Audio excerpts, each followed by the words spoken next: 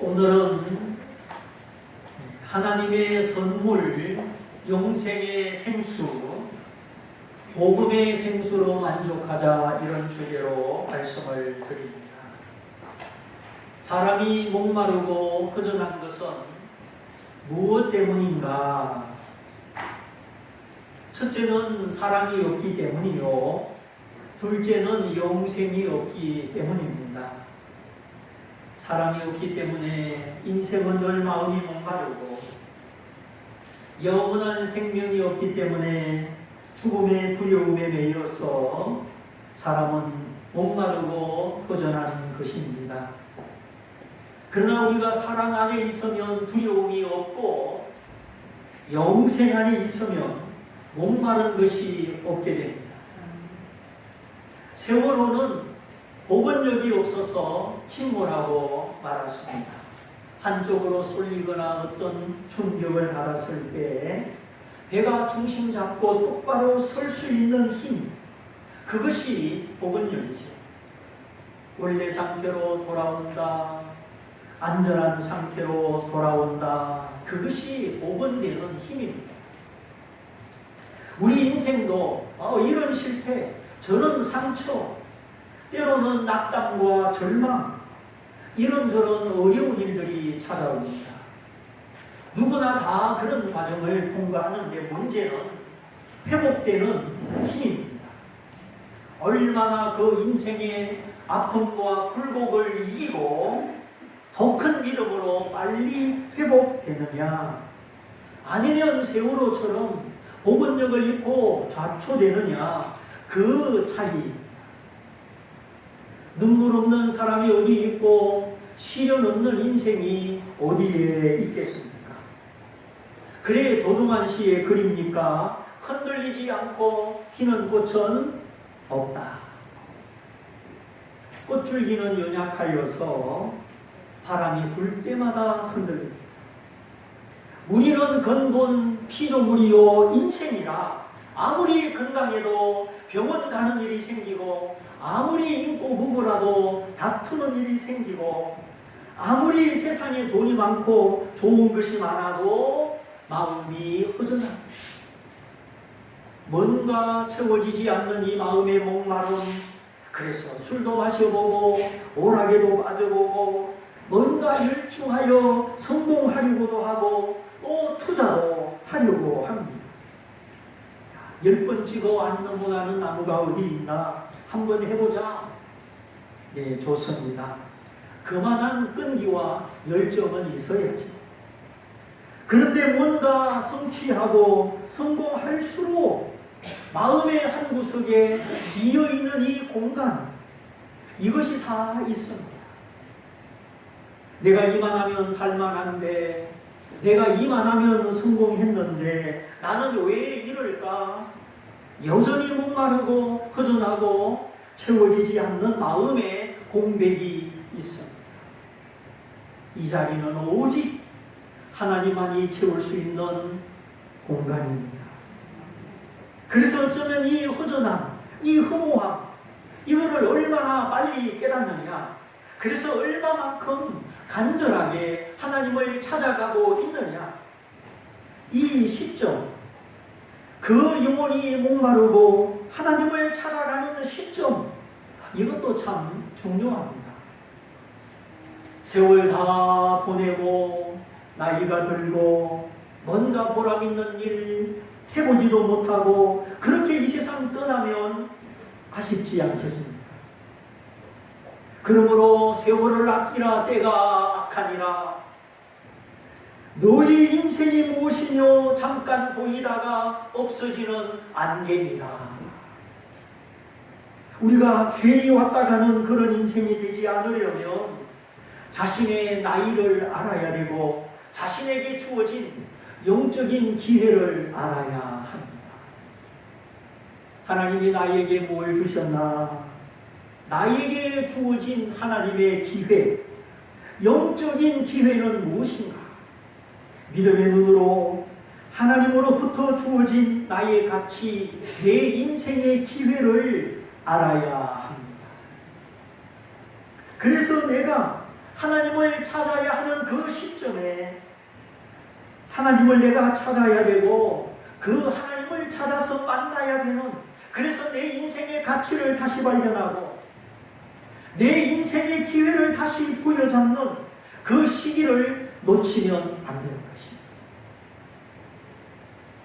그러지 않고 다 낡아버리고 떨어져 버리고 건물이 오래되어 흐무는 것처럼 내 인생의 기회와 시간과 젊음이 다 지나가고 그냥 흐물어지면 안 되는 것입니다.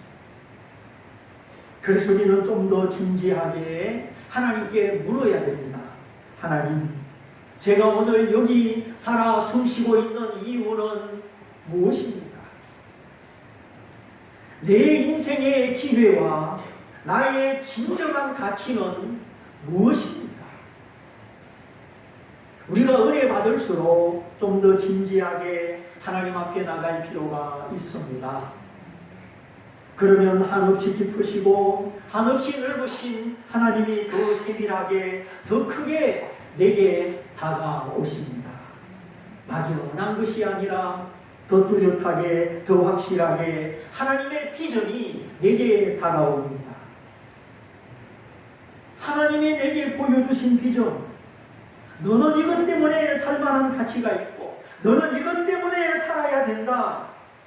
너의 인생의 가치는 이것이고 너의 인생의 기회는 이것이다. 하나님이 우리 각 사람 마음에 비춰주시는 하나님의 비전, 이것이 내 마음에 비춰오고 이것이 내 인생 가운데 있을 때 우리는 결코 망하지 않습니다. 그래서 아프리카 선교사 리빙스턴은 사명자는 죽지 않는다, 그 유명한 말을 남겼습니다. 길도 없고 독충부와 사자와 그 식인종들 틈에서 수많은 위기와 고비를 넘어가면서 리빙스턴은 인간의 가능성이 아니라 하나님의 가능성 속에서 살았습니다. 인간의 가능성 속에서 살 것이냐, 하나님의 가능성 속에서 살 것이냐, 이 차이를 아시기를 바라고 나의 가능성을 하나님 앞에 무릎 꿇리고 날마다 하나님의 가능성 안으로 들어가시기를 바랍니다.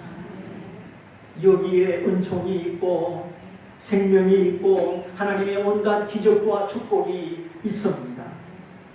우리 인간이 얼마나 연약하고 한계가 있습니까? 얼마나 또 미련합니까? 성경의 아브라함과 모세와 요셉 모두 다 인간의 가능성으로 이루어진 생애가 아니었습니다. 그 바벨론의 우상문화, 죄악문화 속에서 만족하지 못하고 좀 더 진지한 것은 없을까? 아브라함이 그 바벨론 문화에 동화되지 않고 생각하고 있을 때 영광의 하나님이 아브라함을 찾아오셨습니다. 인간의 손으로 만든 눈에 보이는 형상, 인간 중심의 마음의 탐욕, 그것이 우상인데 아브라함은 그 세상 문화 속에 만족하지 못했습니다. 그래서 이사야서에 보면 아브라함이 홀홀 단신으로 있을 때에 영광의 하나님이 아브라함에게 나타나셨다 하였습니다. 내가 홀로 있을 때 하나님은 우리가 놓아버릴 것을 놓아버리고 떠나보낼 것을 떠나보낼 때 홀로 있을 때 찾아오십니다. 내가 의지하는 것이 많고 욕심 부리는 것이 많고 이 세상에 가진 것이 많고 그러면 하나님이 찾아올 수가 없어요. 재물을 가지지 말라는 것이 아니라 그 재물에 내 마음을 뺏기면 안 된다는 것입니다. 아브라함의 고향, 아브라함이 살던 곳은 유프라테스 강의 저 하류, 페르시아만으로 빠져나가기 직전 갈대아 우르라는 곳입니다. 고대 문화의 발상지죠. 아브라함의 아버지는 야사에 의하면 우상을 제조하여 파는 사람입니다. 뚝딱뚝딱 조각하고 색칠하고 술에 시르다가 우상을 파는 사람. 그런데 아브라함은 왠지 사람의 손으로 만든 그 우상이 탐탁치가 않았습니다. 노아 홍수 이후에 흩어짐을 면하자 우리 한 곳에 모여서 뭉쳐서 살자. 그래서 그 두 강줄기 사이 시나이 평야에 무슨 탑을 쌓았습니까? 바벨탑을 쌓았죠. 그냥 위로 뾰족한 조그만 탑이 아니었습니다. 아마도 축구 경기장보다 더 넓게, 로마의 원흥 경기장 콜로세움보다 그렇게 넓고 높은 탑을 만들어서 어디까지 닿자? 하늘 꼭대기까지 닿자. 그러니까 얼마나 기초 반경이 넓고 높은 탑이었겠습니까? 하늘 꼭대기에 닿고 만일에 또 홍수가 날 때 모든 인류가 거기 올라가서 살 수 있으려면 얼마나 지름이 넓은 탑이겠습니까? 그냥 조그만 탑이 아닙니다. 하나님이 노하여 홍수로 심판하셨다. 그러니 우리는 홍수도 이기는, 하나님의 심판도 이기는 더 높은 탑을 쌓자. 이것이 하나님을 거역하는 인간의 성품입니다. 하나님의 홍수를 맛보았으면 겸손하고 엎드리고 이제 하나님의 가능성 속에서 살아야 되는데, 사람들은 여전히 교만하게 자기 힘을 모아서 그 꼭대기까지 닿는 탑을 쌓아서 하나님이 또 홍수를 보내면 우리 여기 올라가면 산다. 이렇게 인간의 가능성으로 살아가려는 거예요. 이런 바벨탑을 쌓은 사람들이 누구였습니까? 바로 방주에서 구원받은 노아의 후손들이었습니다. 야, 우리 할아버지 할머니 이야기를 들어보니까 천하의 산이 다 물에 잠기는 대홍수가 있었다고 하더라. 하나님이 진노하사 심판하셨는데 다시 또 이런 일이 있을지 모르니 우리가 홍수보다 더 높은 탑을 쌓자. 하늘 꼭대기에 닿자. 그러면 우리가 안전할 것이다. 이것이 바벨탑을 쌓았던 사람들의 동기입니다. 두렵기도 하고 무지개를 언약하셨지만 그 언약의 하나님을 믿지 못하기도 하고, 그래서 자가방책으로 스스로의 방지책으로 바벨탑을 쌓았던 것입니다. 하나님으로 말미암아, 하나님의 은혜로, 하나님의 가능성으로 말미암아 자신을 보존하고 주 안에서 자기 꿈을 펼치는 것이 아니라 하나님 없이 하나님을 믿지 못하고 하나님을 빼버리고 인간의 힘으로, 인간의 가능성으로 똘똘 뭉쳐서 스스로의 안전망을 구축하려고 하였던 것입니다. 그것이 바벨탑입니다. 오늘도 사람들이 과학을 믿지요. 그러나 만물을 주시고 과학의 원리를 주신 하나님은 믿지 않습니다. 날마다 태양이 떠오르고 하나님이 우리의 호흡을 주장하시지만 사람들이 이 세상 과학은 믿지만 그 과학의 원리를 주신 하나님은 의지하지 않습니다. 그래서 하나님이 그들의 언어, 발음을 흩어버려서 바벨탑 공사를 중지시킨 것이죠. 주장맨 개사체의 콘솔한테 독일 말입니다. 저도 무슨 뜻인지 모릅니다. 고등학교 때 독일어를 배웠는데 그때 기억나는 거 한번 해보는 겁니다. 주장맨 개사체 콘솔한테 저도 못 알아듣고 여러분도 못 알아듣고, 그래서 공사가 중지가 된 거예요.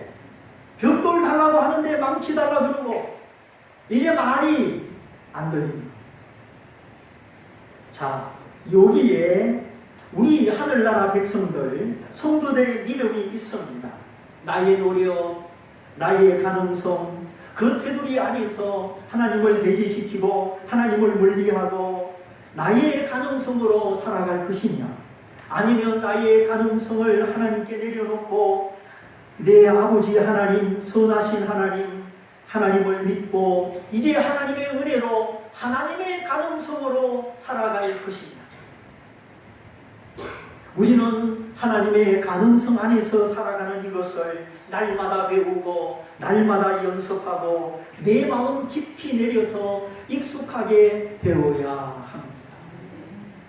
그때만이 평안이 있고 그때만이 하나님과 나 사이에 교통이 있고 그때만이 믿음의 안식이 내 마음을 채우는 것입니다. 그러지 않으면 바벨탑을 쌓았던 사람들처럼 언어가 흩어집니다. 다시 말하면 나의 말이 다르고 하나님의 말이 다르고 하나님과 나 사이에 불통함이 생긴다는 것입니다. 이것은 영적인 체험입니다. 하나님과 나 사이의 개인적인 경험입니다. 지금 영어가 다르고 독일어가 다르고 프랑스어가 다르고 러시아 말이 서로 다릅니다.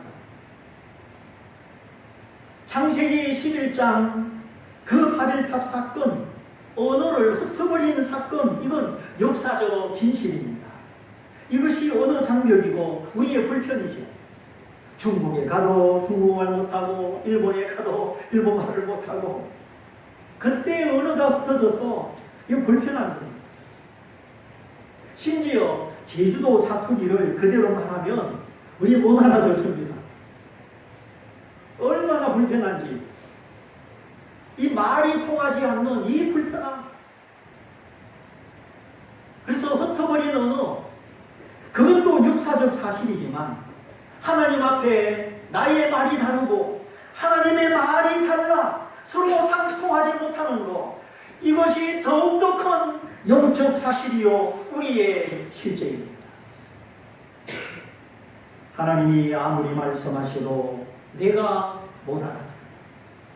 내가 아무리 하나님께 기도해도 하나님이 내 기도를 듣지 못하시오. 왜? 우리 육신의 말과 영의 말이 다르기 때문입니다. 이것이 재앙이 아닙니까? 재앙 중에 재앙. 하나님과 내가 소통이 안 된다. 내가 하나님께 기도할 줄 모르고 내가 하나님의 음성을 들을 줄 모르고 내 기도를 하나님이 듣지 못하신다. 이런 영적인 소통의 장벽, 이것이야말로 재앙 중에 재앙입니다. 부부가 말이 안 통하면 어떻게 살겠어요? 그런데 내 양은 내 음성을 알고 나를 따르느니라. 주님의 양의 특징은 주님의 목소리를 아는 것입니다. 양들은 그 수많은 양무리 틈 속에 여러 목자 틈 속에 자기 목자의 음성을 압니다. 양을 키울 때 이 동네에도 목자가 있고 저 동네에도 목자가 있는데 A라는 목자의 양은 그 A라는 목자의 음성만 압니다. 저 옆 동네에 B라는 목자의 음성을 모릅니다. 왜냐하면 내 목자가 날마다 꼴을 먹여주고 물 마시게 하고 늑대가 나타나면 물리쳐주고 구덩이에 빠지면 건져주고 나를 사랑하고 나를 보호하는 그 날마다 곁에 있는 목자의 음성이 너무나 익숙한, 이 목자만 있으면 모든 것이 해결되기 때문에 다른 목자의 음성에 대해서는 귀를 닫아버렸습니다. 문을 닫아버렸습니다. 왜 그렇습니까? 내 목자가 있으니까 남의 목자 소리는 알아야 될 필요도 없고 들어야 될 필요도 없기 때문입니다. 그 목자를 따라가면 이 사랑과 이 보호가 깨어지고 중단될 수 있기 때문에 전혀 마음에서부터 요동함이 없는 것입니다. 내가 엄마 아빠 사랑받고 잘 살고 있는데 누가 고아원에 가고 싶겠습니까? 나 고아원에 가고 싶어요. 우리 학생들 손 들어봐요. 아무도 없어요. 뭐 때문에 고아원에 갑니까? 내 목자, 내 영혼의 아버지가 계시는. 초등학교 5학년 때 고아원 친구가 둘이 있었는데 같은 반에, 지금 생각하면 같은 나이가 아니었던 것 같아요. 형같이 보이기도 하고 얼굴이 항상 부어있고 그런 모습이 기억이 납니다. 근데 그 이상하죠. 다 가깝게 지내던 친구들도 있었는데 그 친구들 얼굴은 별로 기억이 안 납니다. 그런데 그 고아원 친구 두 친구만 얼굴이 또렷하게 기억이 나요. 나도 왜 그런지 모르겠어요. 아마도 뭔가 달랐기 때문에 나이도 더 들어 보이고 얼굴은 부어있고 그 중에 한 친구는 말을 더듬고 뭔가 보통 아이들하고 다르기 때문에 나도 모르게 눈길이 가고 마음에 각인된 것이 아닐까. 오늘 우리의 목자, 우리의 사랑, 우리의 아버지 주님을 떠나지 말고 이제 다른 목소리, 세상의 목소리, 내 마음의 욕망의 목소리 듣지 말고 내 양은 내 음성을 알고 나를 따르느니라. 주님의 말씀이 여러분 영혼의 유일한 위로가 되고 주님의 이 복음의 약속이 내 영혼의 생수가 되어야 할 줄 믿습니다. 주님의 목소리, 성경의 목소리, 진리의 목소리만 귀 기울이고 그 음성을 따라 남은 인생 승리하시기를 바랍니다. 집 나가면 고생입니다. 주님 떠나면 고생입니다. 목자 없는 양과 같이 고생하며 유리합니다. 하나님을 잃어버린 이스라엘 백성들 400년 동안 선지자가 끊어지고 하나님의 음성을 듣지 못한 그 백성들, 주님의 눈에는 목자 없는 양과 같이 고생이 심하고 여기저기 안식처가 없이 떠돌아다니는 목자 없는 양들이었습니다. 안 됩니다. 이제는 하나님의 궁정에 뿌리를 내리고 하나님의 궁정에 심겨져야 합니다. 나무도 뿌리를 내려야 살고 포도도 뿌리를 내려야 열매를 맺습니다. 그래서 성경에 하나님이 자기 백성을 사랑하고 좋은 말로 다 이루시고 축복을 약속할 때 내가 너희를 나의 땅에 심으리니 사람들이 말하기를 저 백성은 여호와께서 심은 백성이라 하리라. 그 인생이 견고하고 흔들리지 않기 때문에 주변 사람들도 이방 사람들도 저 사람은 하나님께 복받은 사람이요 하나님이 지키는 사람이요 하나님이 심으신 사람이다. 옆에 있는 사람들도 알아보더라 하는 것입니다. 하나님의 땅에 하나님이 심으셨으니 우리가 이 세상 풍파 요란에도 뽑히지 않고 두렵지 않고 건재하는 줄 믿습니다. 그러므로 날마다 말씀에 불이 내리고 주의 말씀 주야로 묵상해서 물가에 심긴 나무처럼 형통하시기를 축원합니다. 하나님이 심으신 나무, 의의 나무 복이 있습니다. 그러나 하나님이 심지 아니한 것은 언젠가 뽑힙니다. 허영에 뽑히고 사단의 시험과 유혹에 뽑히고 교만과 완고와 미련의 땅에서 다 뽑히고 맙니다. 그러므로 성도의 믿음, 나의 가능성을 의지하여 살 것이냐, 기도하고 말씀 듣고 하나님의 가능성을 의지하여 살 것이냐, 이것은 우리 신앙생활의 큰 기둥이요 뿌리입니다. 하나님의 은혜로, 하나님의 약속으로, 하나님의 가능성으로 살아가는 이 신앙의 뿌리, 순종의 뿌리, 이 뿌리의 가치를 알고 이 뿌리를 더 강하게 이 뿌리를 지켜야 합니다. 가지가 많다고 잎이 푸르다고 안심할 수 있습니까? 뿌리가 썩으면, 뿌리가 병들면 그 위에는 다 죽을 것입니다. 아무리 가지가 무성하고 잎이 많아도 뿌리가 죽은 나무는 소용이 없습니다. 그러나 요셉의 가지, 요셉의 포도나무 덩쿨은 담장을 넘어 온 세계를 향하여 뻗어 나갔습니다. 왜냐하면 요셉의 뿌리가 하나님의 말씀에, 하나님의 약속에 심겨졌기 때문입니다. 내 삶의 환경이 꿈과 반대되게 나갔어도 요셉은 하나님의 약속, 하나님의 꿈을 버리지 않았습니다.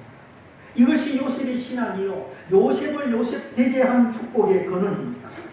분명히 11볕단이 내가 묶은 볕단을 향하여 절을 하고 해와 달과 별이 절하는 꿈을 꾸었는데 요셉은 아버지 심부름을 따라 형을 만나러 갔다가 그만 애굽의 종으로 팔려가고 말았습니다. 그 심부름의 길이 아버지 얼굴 못 보는 길이 될 줄 어떻게 알았겠습니까? 그래서 은돈 20에 팔려가고 종의 신분이 떨어져서 남의 집에서 종살이하고 또 억울하게 감옥살이하고, 그래도 요셉은 하나님이 주신 꿈을 포기하지 않았습니다. 이것이 바로 말씀 신앙입니다. 여러분, 내게 주신 하나님의 꿈, 하나님의 약속, 하나님의 비전을 회복하십시오. 은혜 받은 것으로 만족하지 말고 은혜 받았으니 즐겁고 좋다 그걸로 끝내지 말고 하나님의 비전을 회복하십시오. 내 안에 하나님의 말씀이 살아 숨쉬고 운동하고 그 말씀이 내게 분별을 주고 내게 능력을 주고 하나님의 말씀이 나와 함께 할 때까지 하나님의 비전을 사모해야 하겠습니다. 하나님이 내게 뭘 원하시는가? 하나님이 내게 무슨 약속을 주셨는가?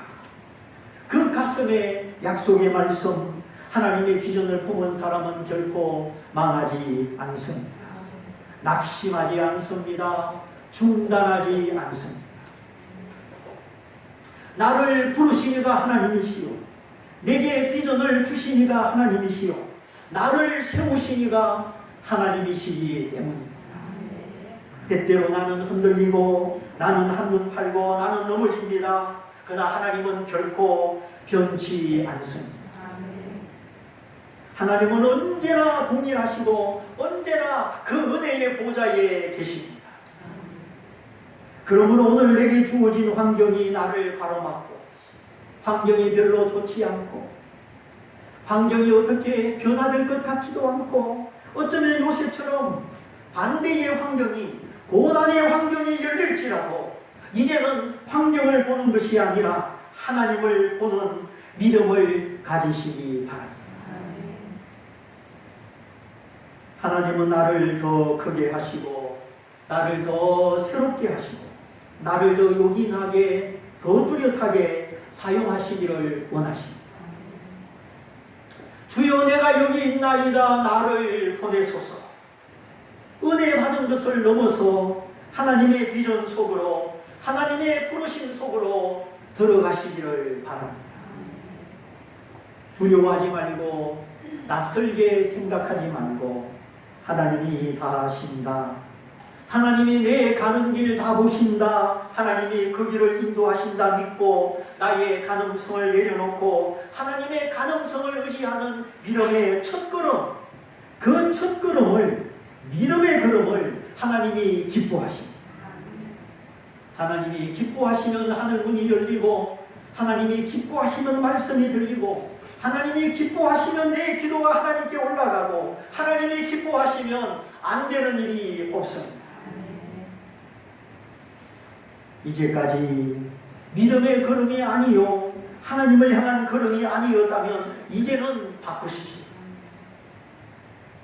주여 이제 내가 주님의 길을 가겠습니다. 사람의 길이 아니라 하나님이 부르신 그 길을 가겠습니다. 이제 내 인생, 내 건강, 내 남은 생에 하나님의 땅에 여호와의 궁정에 뿌리 내리기를 원합니다. 무엇보다 세상에서 첫날보다 하나님의 궁전의 하루를 내가 더 즐거워하겠습니다. 주일 성수, 말씀의 능력, 예배의 능력을 회복해야 합니다. 더 이상 내가 하나님을 버리고 사람을 따라가지 않을 수 있는 믿음의 힘을 길러야 합니다. 하나님 앞에 진지할 수 있고 얕은 물가를 떠나서 깊이 기도할 수 있는 은혜가 필요합니다. 낯선 길이라고 생소한 길이라고 두려워하면 안 됩니다. 그동안 내가 믿음이 부족해서 내가 순종이 부족해서 가보지 못한 길, 첫 발을 디뎌보지 못한 길, 그 길을 가야 합니다. 그래야 하나님이 도와주십니다. 이제 네가 나를 믿고 따르는구나. 이제 내가 원하는 길을 네가 시작하였구나. 그때부터 하나님이 역사하는 것입니다. 무너질 것 같지 않았던 여리고성, 하루에 한 바퀴를 돌아라. 일곱째 날 일곱 바퀴를 돌아라. 그리고 큰 소리로 외쳐. 제사장이 나팔을 불고 큰 소리로 외칠 때 견고한 성 여리고성이 무너져 내렸습니다. 마차가 다닐 만큼 크고 높은 성.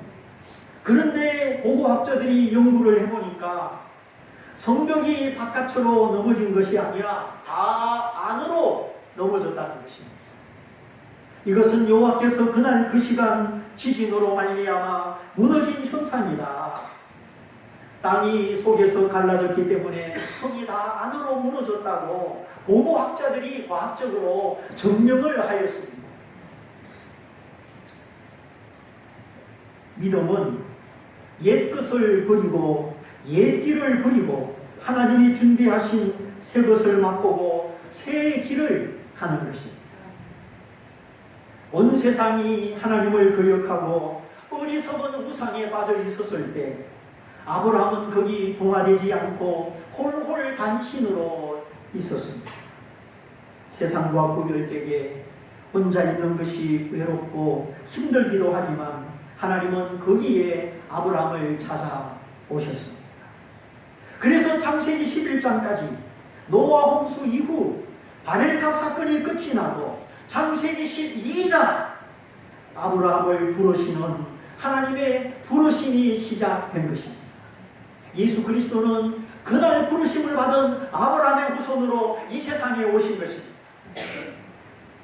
아브라함아, 너는 복의 근원이다. 온 세상이 저주 아래 있으나 사망 아래 있으나 너는 복의 근원이다. 너는 복의 통로이다. 너를 축복하는 사람이 있으면 내가 그 사람을 축복하고 누가 아브라함 너를 저주하면 내가 그 사람을 저주하겠다. 그러니 아브라함아, 너는 사람을 두려워하지 말고 사람을 신경 쓰지 말고 나를 따르라. 이에 아브라함이 여호와의 말씀을 따라갔고 여호와의 말씀을 따라가는 그날부터 하나님이 아브라함을 가까이 하시고 책임져 주시고 큰 사랑과 은혜로 보호하여 주셨습니다. 그때부터 아브라함은 이전 사람이 아니었습니다. 아브라함의 생애는 옛날 인생이 아니었습니다. 왜냐하면 아브라함은 자신의 가능성을 내려놓고 하나님의 가능성 안으로 들어갔기 때문에 역파도에 밀려서 30분 동안 바다 위에 누워 있었던 그 중학생, 구조대에 구조된 이후는 더 이상 위험한 바다 위에 떠 있지 않았습니다. 내가 머무를 수 있는 안전한 땅, 영원한 안전지대, 마셔도 이 세상은 목마르지만 영원히 목마르지 않는 영생하는 생수, 이 생수는 하나님의 선물이요 우리의 만족입니다. 이제 오늘 내가 처한 모든 상황에서 거짓된 안전, 거짓된 평화, 거짓된 즐거움을 버리고 이제 하나님의 품에서 진실한 믿음, 영원한 안전 속에 대대로 영원히 우리에 거쳐 우리의 안식처가 되신 하나님의 품 안에 살아야 하겠습니다. 예레미야 선지자가 유다 백성을 책망할 때 너의 악이 너를 징계하겠고 너의 패역이 너를 책할 것이다. 그런즉 너의 하나님 여호와를 버림과 너의 속에 나를 경외함이 없는 것이 악이요 고통인 줄 알라. 주 만군의 여호와의 말입니다. 나를 구원하신 그 하나님을 버리고 너의 마음속에 나를 두려워하며 나를 경외함이 없는 그것이 악이고 고통이다. 내가 강도짓하고 사람 때리고 사람 죽이고 그것만 악이 아니요. 은혜 입은 내가 하나님의 사랑받은 내가 하나님을 버리고 그 하나님 말씀을 두려워하지 않고 그 하나님 말씀을 엄수히 여기며 그 말씀을 가볍게 살아왔던 그것이 바로 악이요 고통인 것을 알아.